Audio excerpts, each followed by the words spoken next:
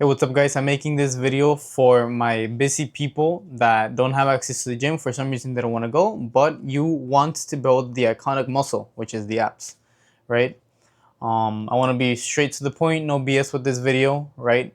Oftentimes, we can all relate to that time as a kid when we got that 3 a.m. motivation. We started busting out push-ups, crunches in a room with the hopes of getting our six-pack abs, right? Well, usually that would end up one of two ways, right?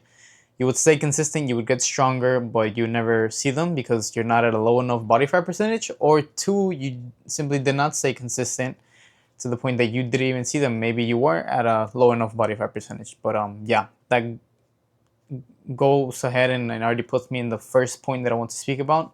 If you want your abs to show, the main mistake that most people make is that they miss one of these two steps. You want to focus on these two things. So it's going to be one, getting to a low enough body fat percentage. Why? Because most people will do their ab exercises, they'll do whatever. Maybe they are getting stronger, they're doing things correctly. However, they're never going to see their abs unless you take away the fat that is right there covering them, right? So you want to do that. And easy ways to get to a low enough body fat percentage, it can be a complete rabbit hole. I won't lie to you guys.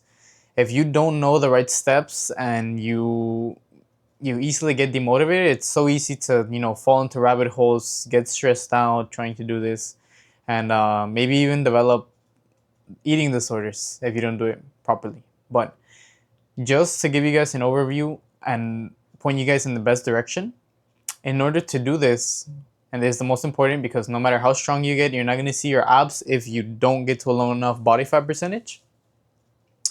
You're going to want to focus on being on a caloric deficit, which just means that you're consuming less calories than you burn,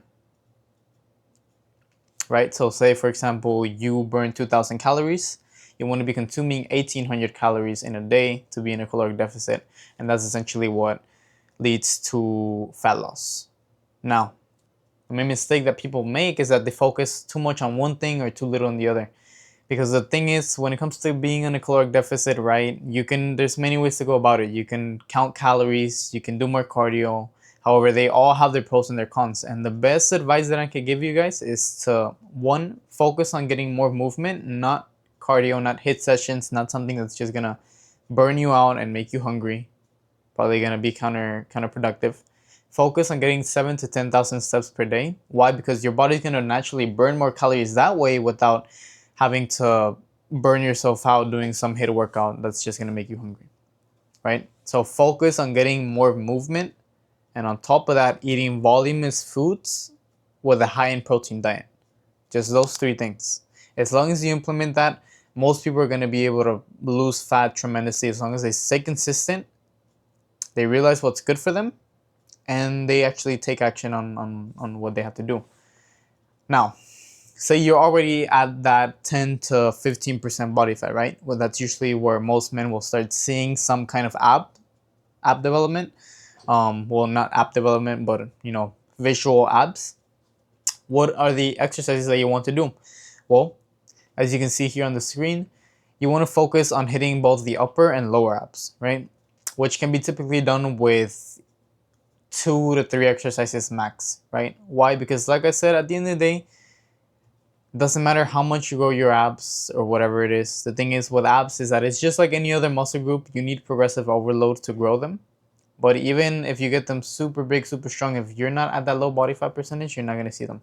But it doesn't mean that you don't benefit from growing them and getting stronger in your core. So just do these 2 out of these 3 exercises and that's going to be more than enough.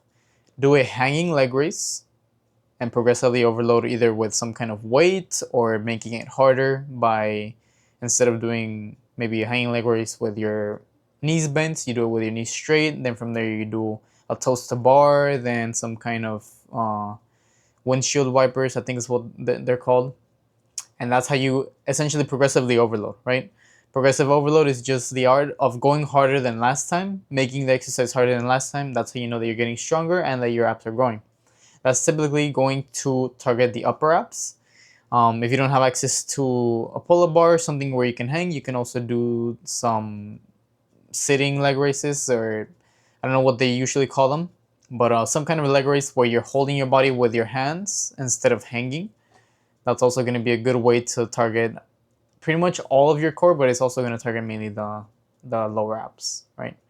But yeah, if you don't have access to any of those, I would typically recommend that you pick one of those two, whichever one works best for you. You want to progressively overload with both. You can apply the same principles, but on top of that, you want to do some other kind of ab crunch movement. I would not recommend something like an ab crunch. The traditional ab crunch, it's always been, the traditional exercise, but the only issue is that it's a lot harder to progressively overload, right? So instead of doing that, I would recommend you doing some kind of leg raise lying down. Why? Because that one you can also progressively overload either with, adding some weight, adding some weight to your feet, or you're lifting your whole body off the ground, and essentially doing that, doing 3 sets of each exercise for about 8 to 12 reps. Once you can do 12 reps, you increase the weight or you make it harder somehow, and you repeat. That's how you make sure that you're getting stronger and that you're genuinely growing your abs. But yeah, as long as you focus on those two things, you're gonna see ab development as long as you stay consistent. But yeah, the main thing, guys, that I would recommend is that you focus on building muscle as well as losing fat, but you don't go too far on one end and or too far on the other, right? Because regardless, they're both gonna be always beneficial, right? If you build more muscle, it's gonna be easier to be in a caloric deficit because your body needs more calories. And if you burn fat, you're obviously gonna be able to see your abs a lot quicker, which is gonna motivate you more. There's so many tips and tricks, but that is the essentials that you're gonna need. And as long as you stay consistent, like I said, you're gonna see that ab development. But yeah, if you guys actually want to build an aesthetic physique, not necessarily just the abs, I also have some videos up here for my busy people just looking to get into the gym. But yeah, leave a like, subscribe, comment, ask me whatever you want, and I'll see you guys in the next one. And there's also a link to book a free one-on-one call session with me, see if we can work with each other. All right. But yeah, thank you so much. Bye.